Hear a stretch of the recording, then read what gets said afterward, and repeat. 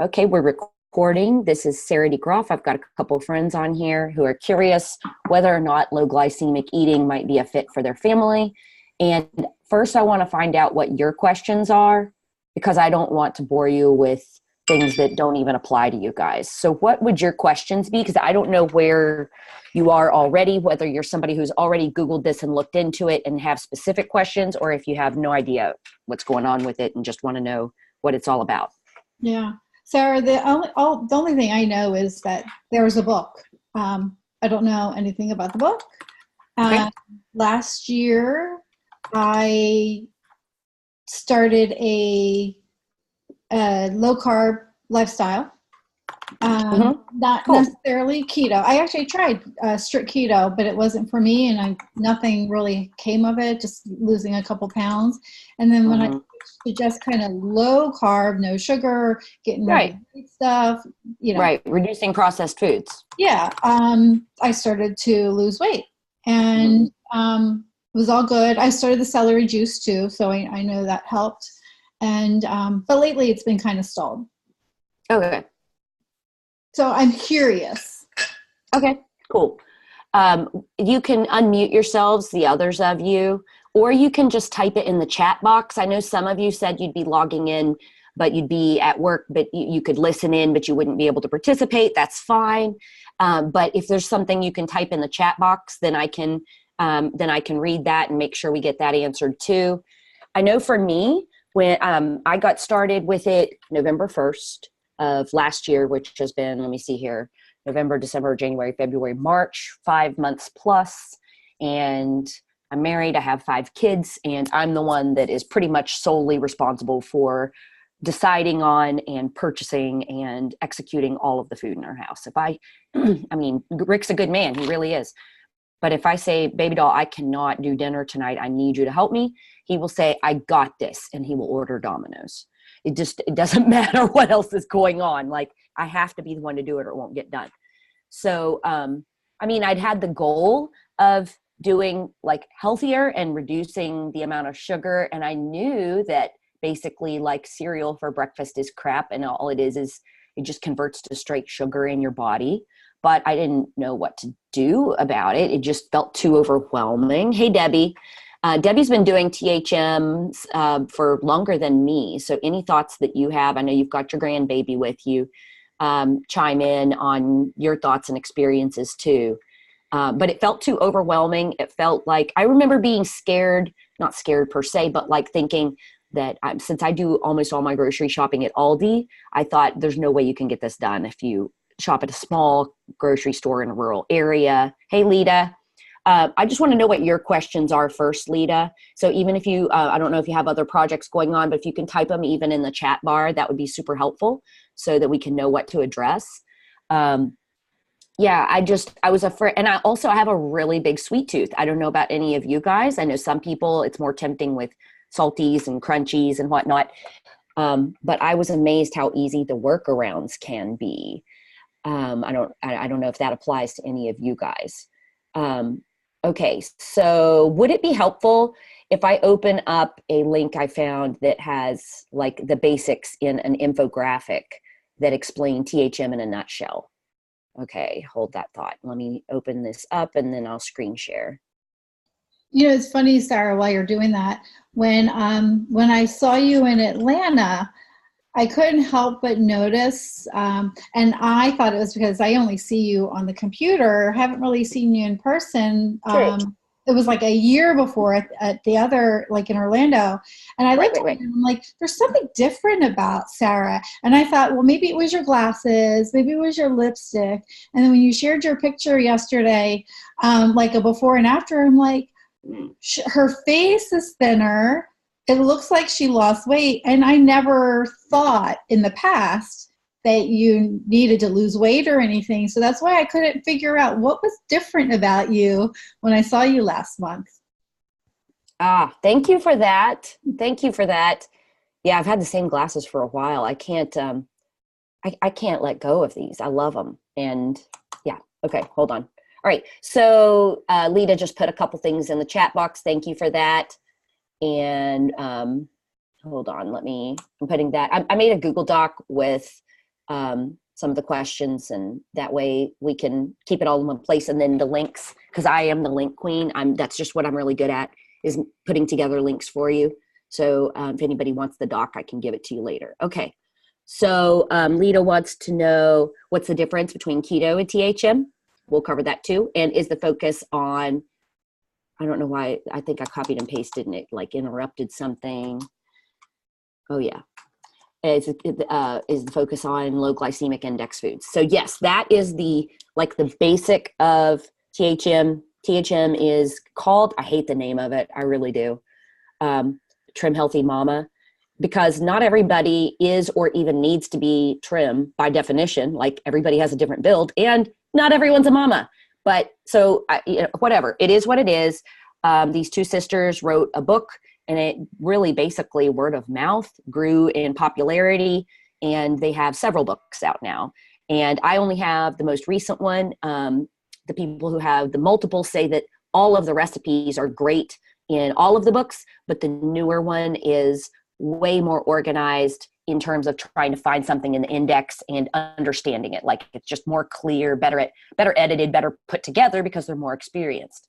So the basic concept is the standard American diet. We've all had so much processed foods that even the things that we used to be able to enjoy on occasion are making us sick, because like, I think I saw a stat that the average American consumes more sugar in 1 year today than they used to in a lifetime 100 years ago. So our spiking our blood sugars has a really damaging effect on every organ in our body.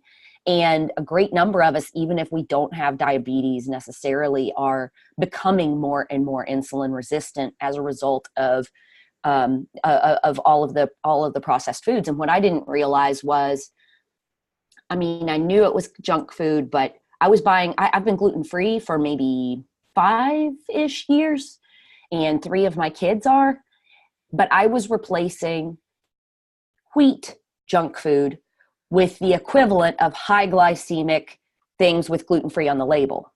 So and that's stuff that was still high glycemic and causing me to gain and hold weight and not serving us. Even if it's not about weight, I don't even want my kids to have that stuff spiking their blood sugars, creating a rush and then a bottom, and not something that's going to actually be nourishing. So things like things that are okay. Let me just give you the premise first. Yes. Lita says staying away from fake sugars. Fake sugars are off plan. On plan are natural, no glycemic sweeteners like stevia, xylitol, erythritol, monk fruit. I know some people, those can cause digestive discomforts, but so you got to know your own body. But for a lot of people in moderation, they won't have an impact on that. And those things don't impact blood sugars, but artificial sweeteners such as sucralose, which is Splenda, aspartame, acesulfame, potassium, saccharin, what's that the name of the thing that the sweet and low stuff? I can't remember.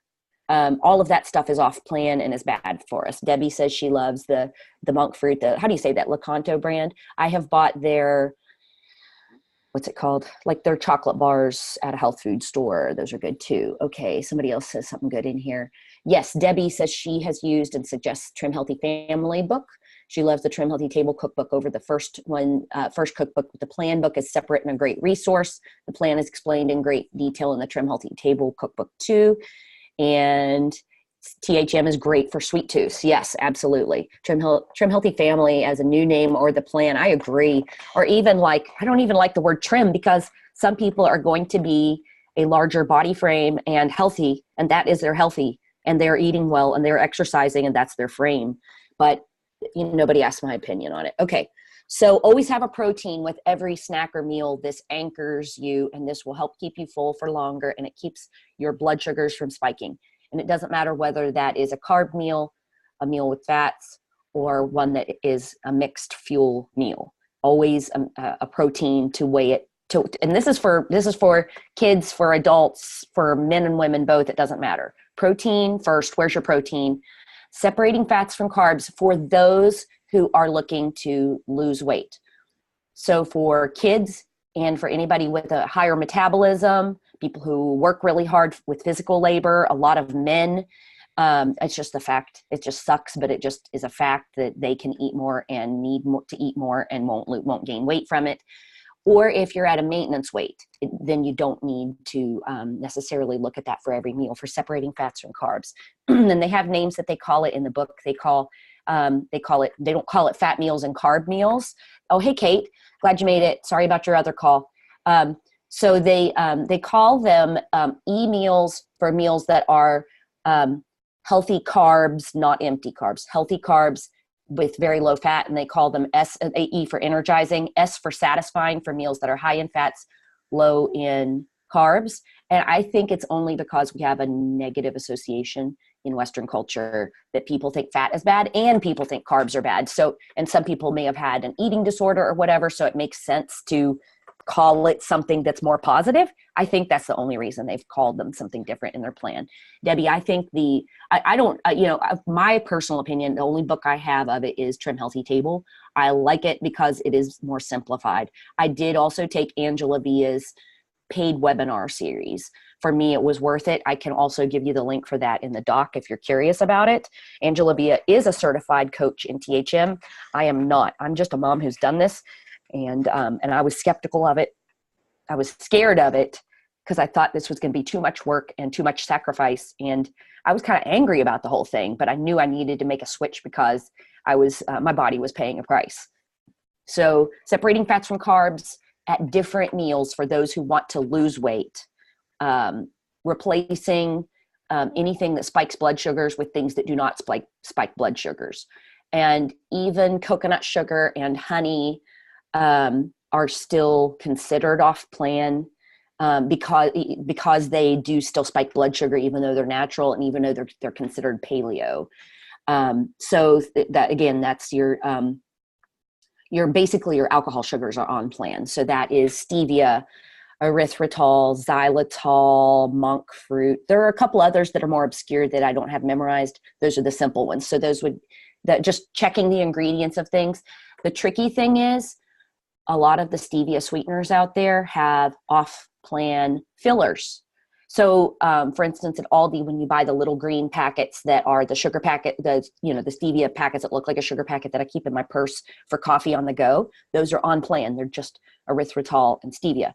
But if you buy the big bag that you would use like amounts for baking of, it is dextrose or maltodextrin or something like that as a filler, which is off plan for keto and off plan for THM. They use them as a cheap filler.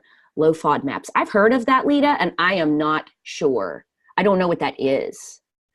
No sugar alcohols. So you can do THM. You would just probably either need to use recipes that use, for instance, like banana muffins that use the banana as the only natural sweetener and no sugar alcohols. Or if you are wanting to do something, I mean, it's your personal choice if you want to add in coconut sugar or honey in moderation. You just listen to your own body. I mean, nobody's going to tell you you can't do something. It's like, this is much more food freedom. And even if you eat something off plan, that's up to you. It doesn't mean it's going to get in the way for long term for you. I had a mom friend who asked me, she sent me a picture of a certain, I don't know, it was a yogurt thing or whatever. And she was like, this is considered paleo, but I know it would be off plan with THM. I don't want to give it up. It's my favorite thing in the world. And it still had maybe organic sugar in it, or maybe it was honey. I don't remember. And I said, don't let that be your obstacle. If that's the one thing you love, and if it's not getting in the way of your health, what if you just did everything else low glycemic and you kept that one thing? I don't feel like that one, ask yourself, is that one thing what caused you to feel the way you're feeling with your health right now? Like, I'm not making my own ketchup and barbecue sauce and ranch dressing. Some people do. I'm using the ones that have small amounts of high fructose corn syrup or sugar or whatever in them. And I don't care because I don't have time to make those things. And when I ask myself, did I look the way I looked in that before picture and feel the crappy way that I felt? because of the small amount of sugar or high fructose corn syrup in my ranch dressing? The answer is no. That was not what was getting in the way. Does that make sense? Stevia is fine. I thought stevia was a sugar alcohol. Monk fruit's fine for you too, Lita. Okay. Yeah. So, I mean, you can adjust it. And there are people who do dairy free. There are people who have nut allergies. You can adapt it. Okay. And so, huh?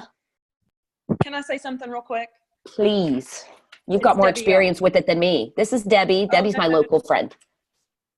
So the one thing I wanted to say about that, and can you guys hear me okay? Yes. Okay. When you were saying that there's a lot of food freedom with this, what is the saying that they say? You're never more than 3 hours away from your next slimming THM meal. That's true.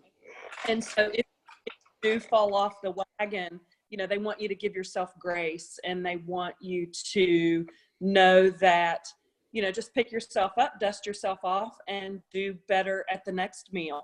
And crossovers are okay. If you happen to eat an E meal with an S meal, you know, give yourself grace. But if you truly want to try to lose weight, then you need to stick to keeping those fuels separate from one another. But I think the biggest thing for me is because, you know, I'm never as all in and as good as you are.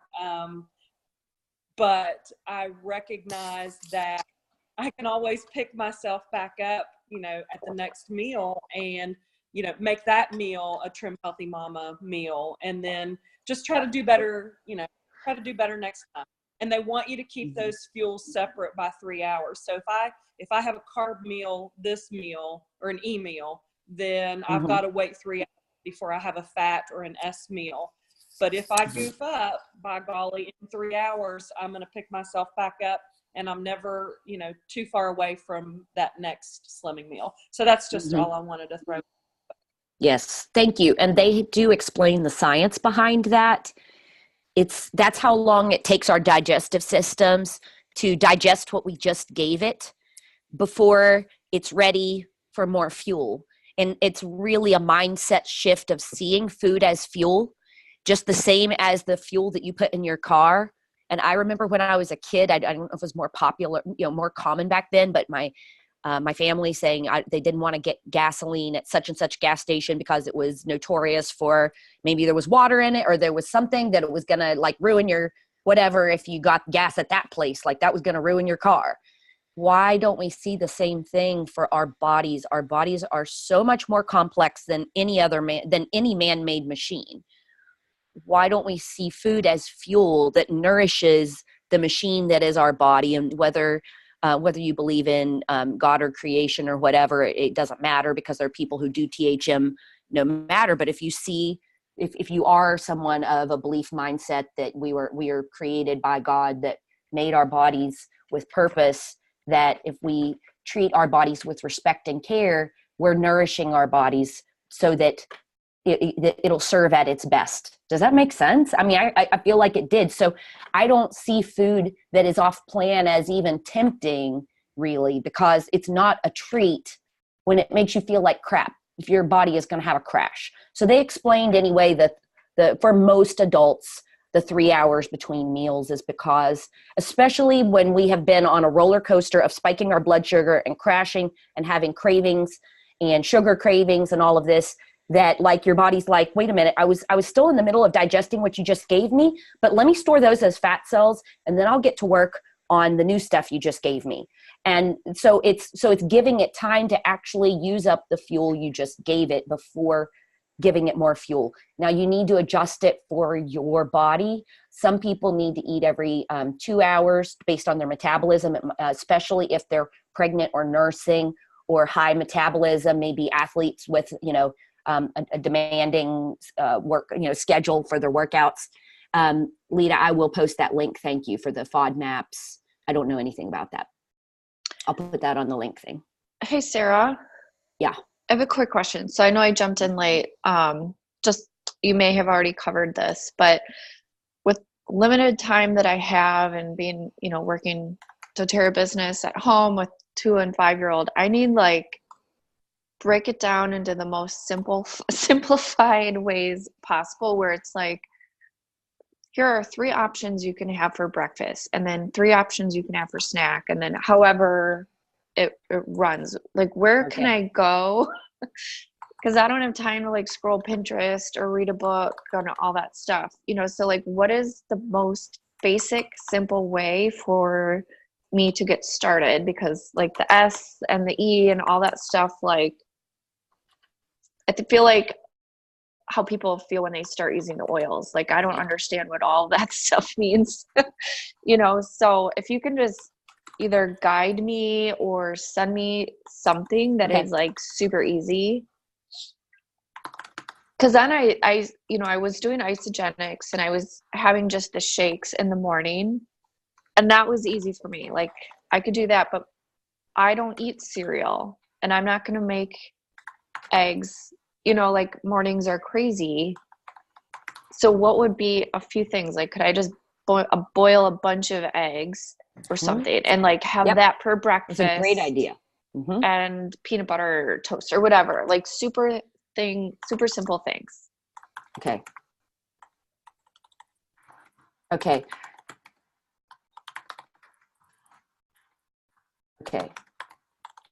right. So first, probably, just basically what, I mean, I can't recreate, obviously, Angela's webinar series, and I don't get a kickback if you do decide to buy Angela Via's webinar series, but I will include a link on there for it for you guys. Let me find a place. Let me see here. Remind myself. I needed somebody who would walk me through it as if they were explaining it to an idiot. And that was what Angela's webinar did for me. And also, while I do love to read, I was intimidated by just reading it from the books and figuring it out. I don't know why, but it was my block. So that was why I paid for Angela's webinars. And for me, that was worthwhile. I just started the webinar. I don't have to watch them, you just listen. So for me, I had a long drive for a trip, and I listened to half of it on the way up and half of it on the way back. And I felt like it gave me a pretty good basic idea to begin with. That worked for me. So this was kind of some of the things I learned from her webinar. Start week 1 just going off sugar. Don't worry about separating fuels or which fuels are a carb and which fuels are a fat. You can figure that out later. For most Americans, it is a struggle enough just to go off sugar. A lot of people will have withdrawals and very physical effects. And some of it is also candida related in our guts, because sugar feeds yeast. And so the more like when we start going off sugar, sometimes even the yeast in our gut will start having a flare up and demanding more. So it can be crankiness. It can be, you know, it can be like legit withdrawals from going off sugar. And for some people that can be 7, 10 days, even 2 weeks of going off sugar. And you have to learn, let me jot this down here too. I would recommend learn the alternate, you might already know these things, but the alternate names for sugar, such as HFCS, that's high fructose corn syrup, rice syrup. What are some other ones? Any of the Debbies? What are some of the other ones? And then, and also the straight to sugar stuff in your body is corn, that would be like, you know, like most corn, like cornbread, like corn tortillas type stuff. Rice flour, potato flour, any wheat other than sprouted. Sprouted grains are okay. Does that make sense? I mean, you probably knew some of those about the corn syrups and the glucose. That's another glucose, fructose, dextrose, any ose. Sucralose. No artificial sweeteners. Those are cancer causing and crap. and they will increase your cravings. No sucralose, no aspartame. That crap will give you stroke-like symptoms. It's really, so really bad people for that you. drink a lot of diet sodas, you know, you got to get rid of the diet sodas. Mm-hmm.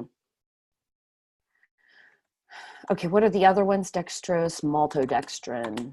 I mean, you can Google this crap too, but like, even if you just forget the other ones, but you're only paying attention to the first 3 or 4, you're going to make a substantial difference in what you're eating, just cutting out that crap. Cut out the obvious stuff.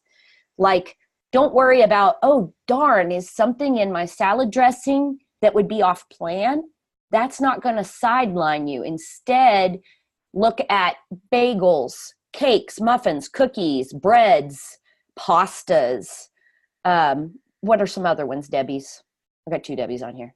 One Debbie's already done this. Like the ones that are obvious, you know what I mean? Like if you cut out the obvious crap, fine tune the other stuff first. Like, is anybody else here old enough? I mean, some of you are, to remember when like the radio stations that sometimes they had a big dial and then a fine tune.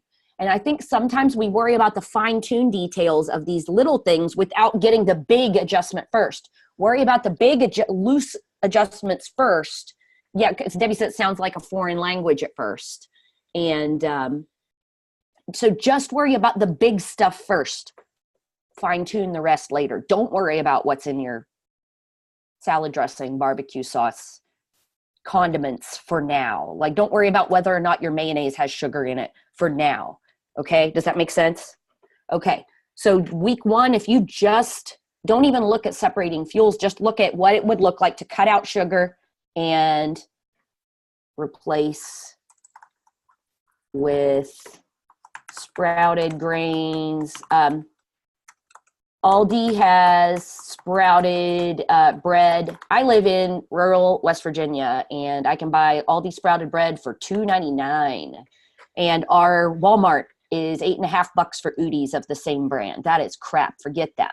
I don't know. Maybe you like that. You do you. I'm going to buy the Aldi stuff. Okay. So sugar alcohols are on plan. That the stevia, monk fruit, erythritol, xylitol. What am I forgetting? Some of those have brands of different, but I've found that some things can sell 5 items on a shelf of one brand, 2 be on plan, 3 be off plan. Like Swerve or Truvia or Pure. Like people say, well, is Truvia on plan? Is Swerve on plan? Those are brands. Those are not products. You have to look at the ingredients because they can change the formula tomorrow, and something that was good last month, the new one is not. And that's true of anything. They change the formula, now it's crap. So sometimes they put off-plan crap fillers in it because it's cheap and it's straight sugar. It's like, maltodextrin as the filler for your stevia or whatever. Does that make sense? So then you can start doing. When I started, I only looked at dinner to say, I'm not even going to worry about lunch and breakfast for everybody. Just one meal on plan. And Kate, if breakfast is easiest for you, then good. Then do that. Yes, eggs are on plan. There's nothing, there's no sugars in it. And eggs would be an S because they have fat but no carbs. So that would be the satisfying. But if you added in bread with it, that is carb. That would be a crossover. But if it was a sprouted bread, that would just not be a weight. It would not promote weight loss, but it would be okay. And some people need that. If you're nursing, if you're pregnant, if you have a high metabolism, if you're just really freaking hungry, it's okay to have some of those. It still will not spike the blood sugar because it's on plan foods. So is that a great place to start? Yeah. So does that make sense with it? So that would just be a meal where you're mixing fats and carbs, but it's still on plan. But for kids need that to grow. Men need that because screw them. They have high metabolisms. That's just life. Some women, and I do CrossFit, and there are days I am so freaking hungry. Like I just am so hungry. I want to eat everything. And even if I'm side by side with another woman and we have we're eating out, and it's like this, we have the same plates of on-plan food, and she has enough left over to take home for lunch tomorrow. I ate all of mine and I want hers too. So I will have on-plan crossovers because I am hungry. And one of the Debbies, I think it was Elkins, but I can't tell. Yes. So you were asking about the eggs. Egg whites don't have fat. So it's just a straight protein. So egg whites are your base for a lot of meals that are you can add that in with a meal that has carbs, not have any fat, and have good protein. Does that make sense? Am I making it too complicated? So basically, eat every 3 hours unless you have a metabolism need. Separate carbs from fats. That, like, if you just want it in a nutshell in 2 sentences, that's THM. Separate carbs from that, and no sugar. 3 sentences. Low fat plus, yeah. So Debbie says low fat protein plus a good carb, which, you know, high empty carbs are off plan no matter. So low fat protein plus a good carb is an energizing, that you're keeping your fat low on that. Higher fat protein plus any other fats or any, like, starchy veggies are never a problem. You can add those to anything you want ever. You never even count them. That would be your satisfying meals. So you just try to separate out fats from carbs. So there is a learning curve and we're talking about good fats, Debbie points out. We're talking about avocados and olive oil and coconut oil, Kerrygold butter, regular butter, heavy cream, half and half. You know, like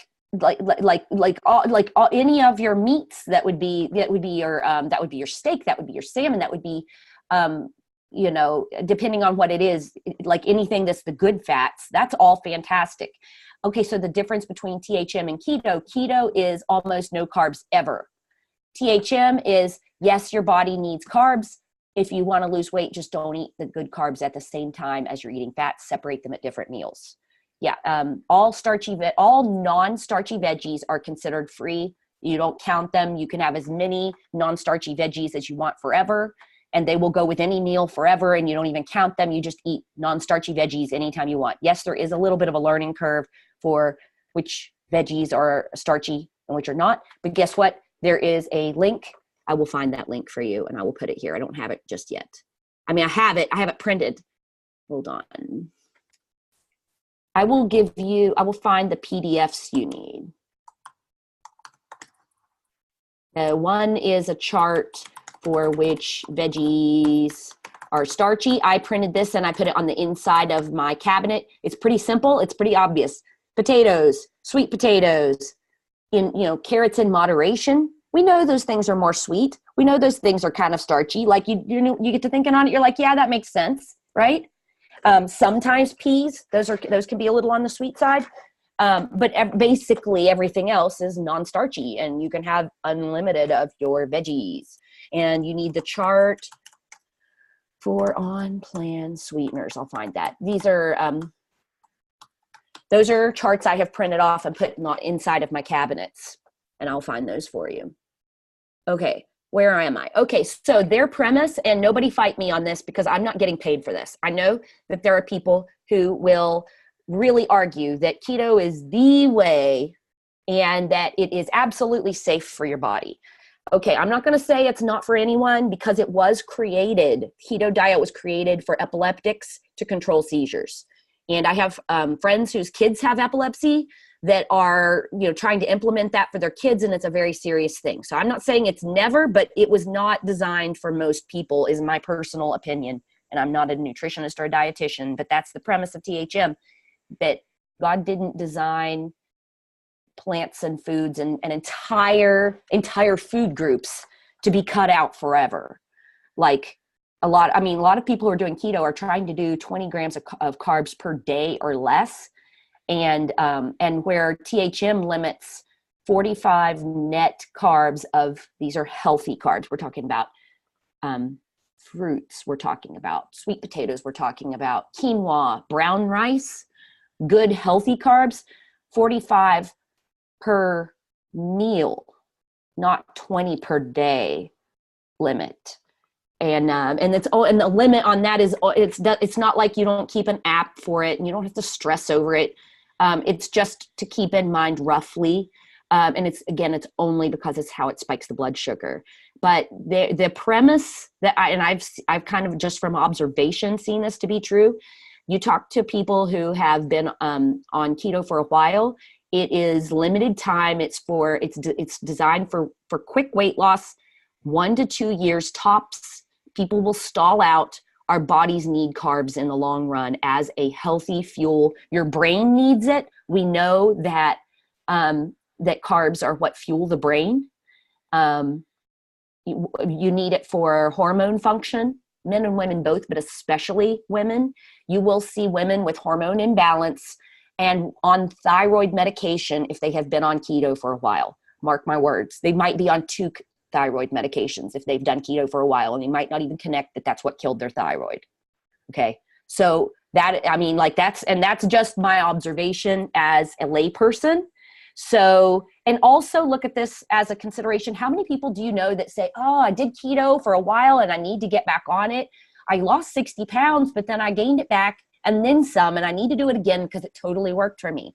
All they have to do is sniff a donut and they gain it all back. It's like, it's yo-yo. It's not. So like, why would you tell yourself you're never going to eat cherries again? You're never going to eat watermelon again. Like, you're never going to eat an apple and grapes again. Like, does this make sense? Like, these are things that are nourishing for our bodies. These are things that are good for you. They struggle near a carb. Debbie says she's seen this. Yes. So if you are eating good, healthy carbs, you are not going to crave carbs and be like, oh my gosh, I'm going to die if I drive by a Krispy Kreme. Like, and I've seen, even as I'm scrolling through Pinterest I get a lot of suggested recipes that are keto as I'm pinning THM recipes, because a lot of keto recipes match the healthy fat meals with THM.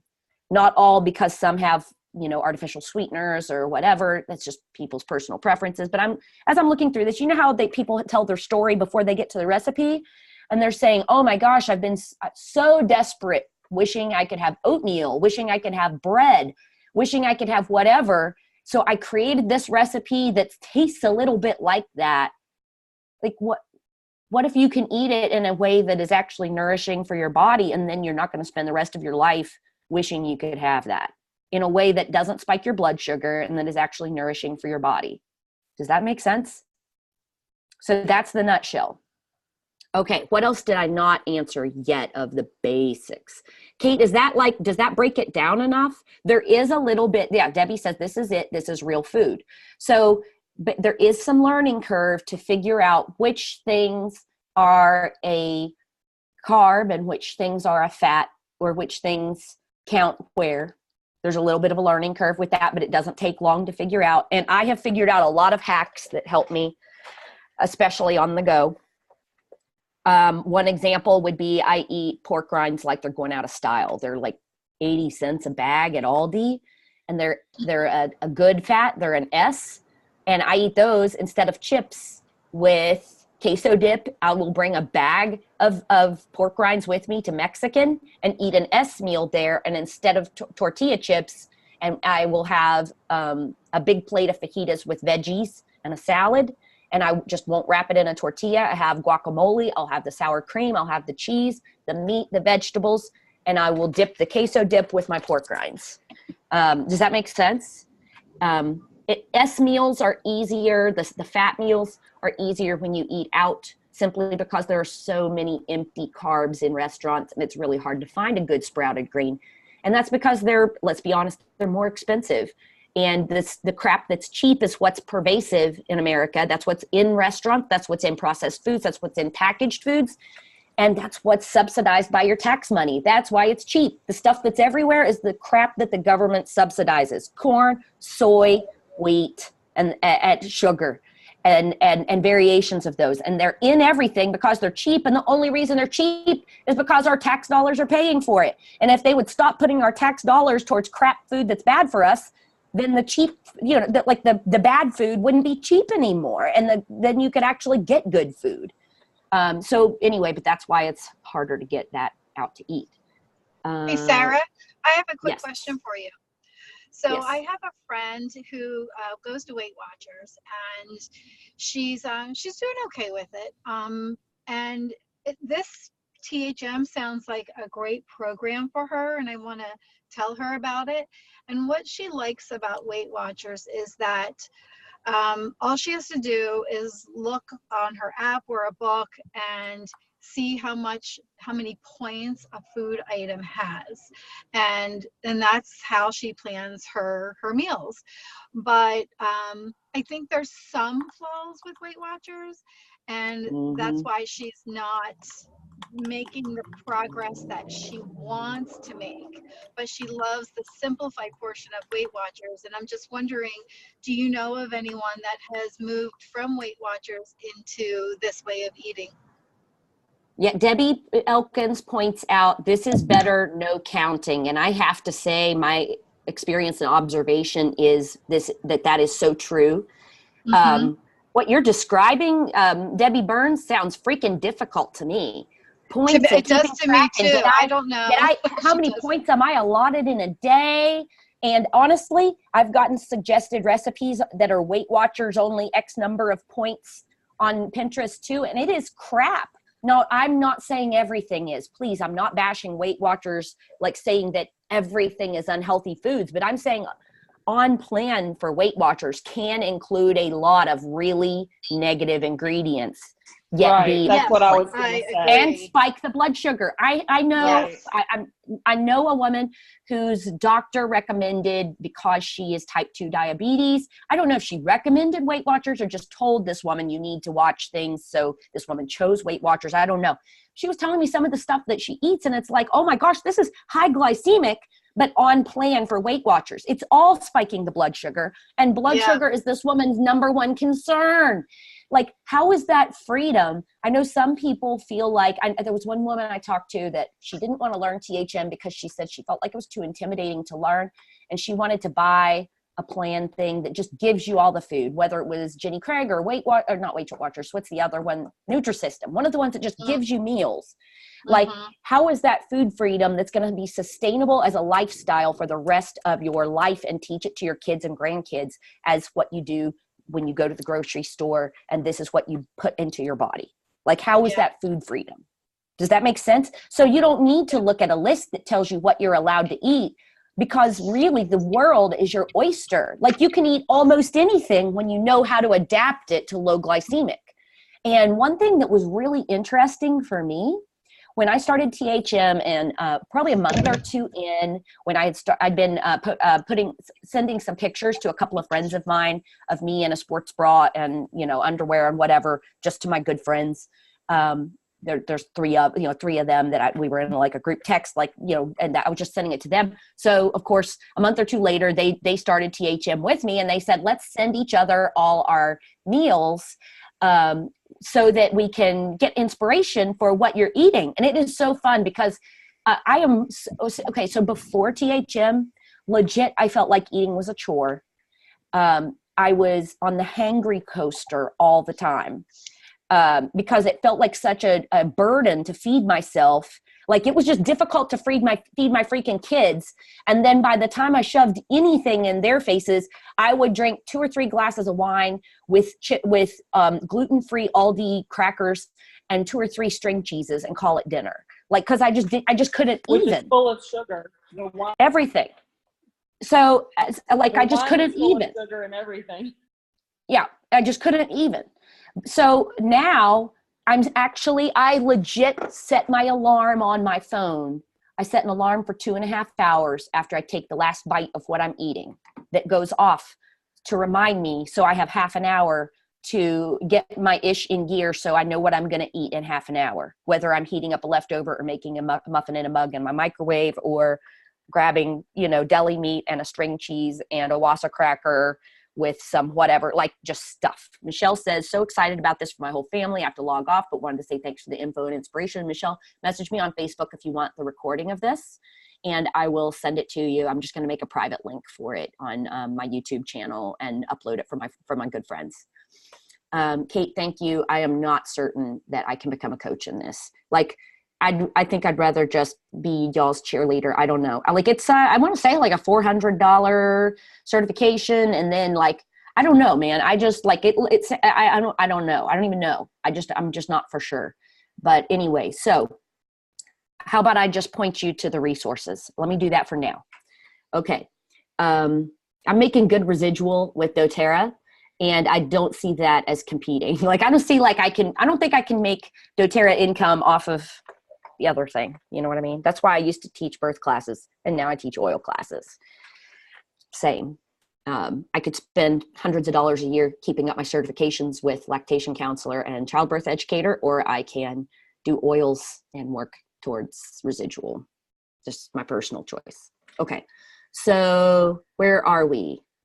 We were asking, Lita asked about breads. Yes, there are plenty of recipes with almond flour, coconut flour, flaxseed flour that you can DIY.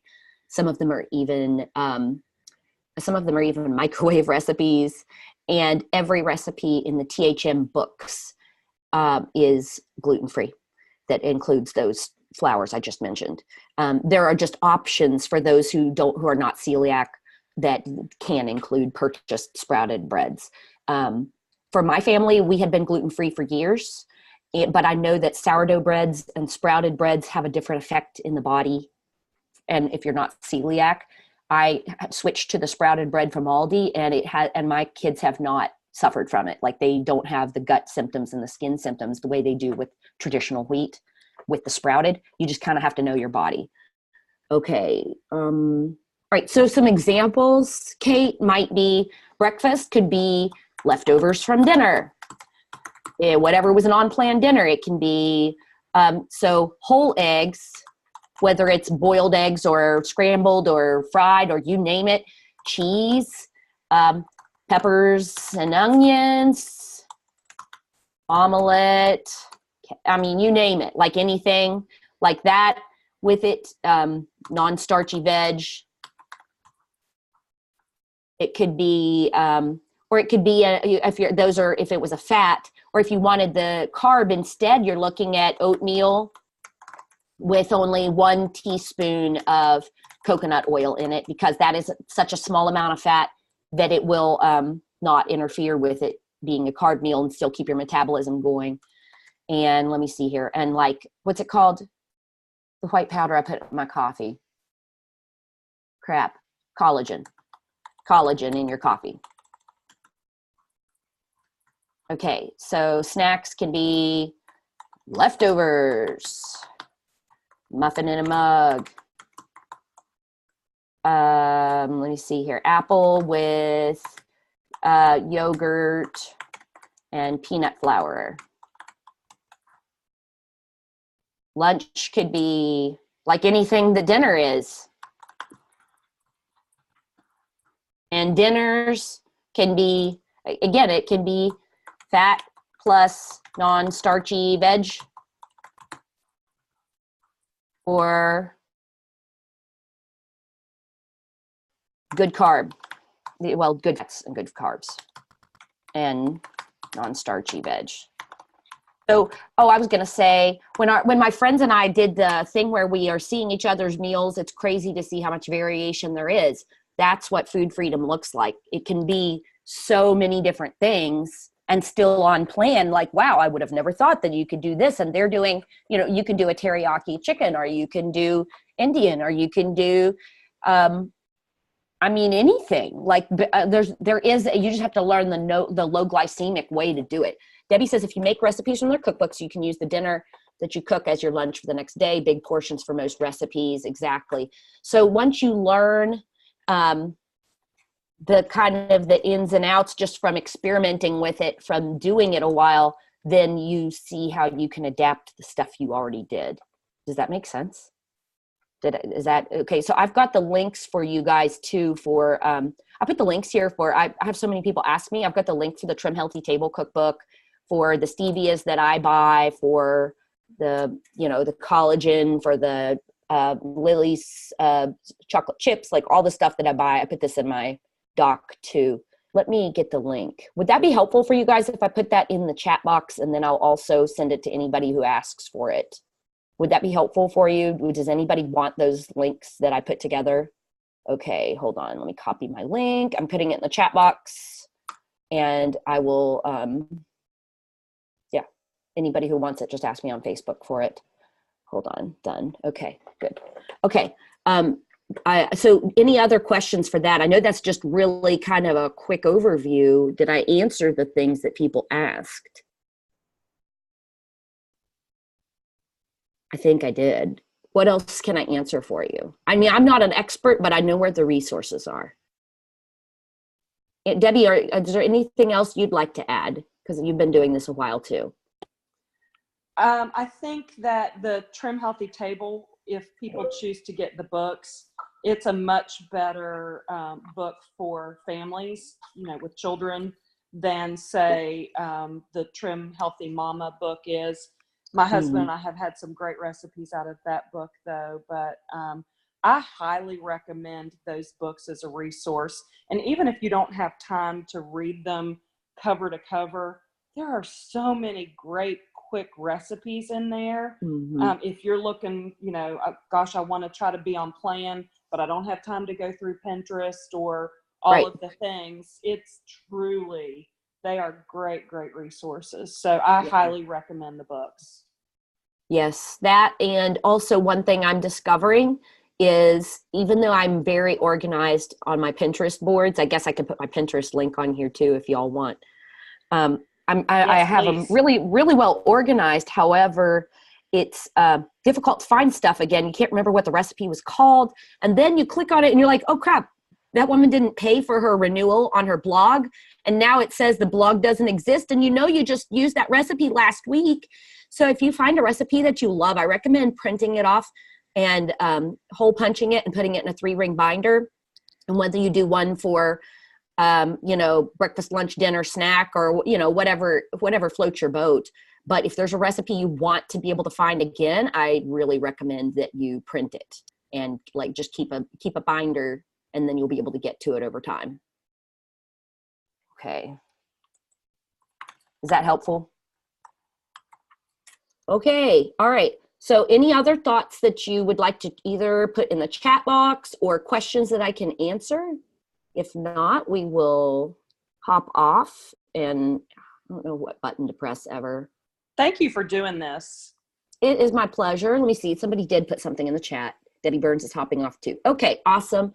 Thank you guys for hopping on. It was fun chatting with you, and good luck with your adventures with it.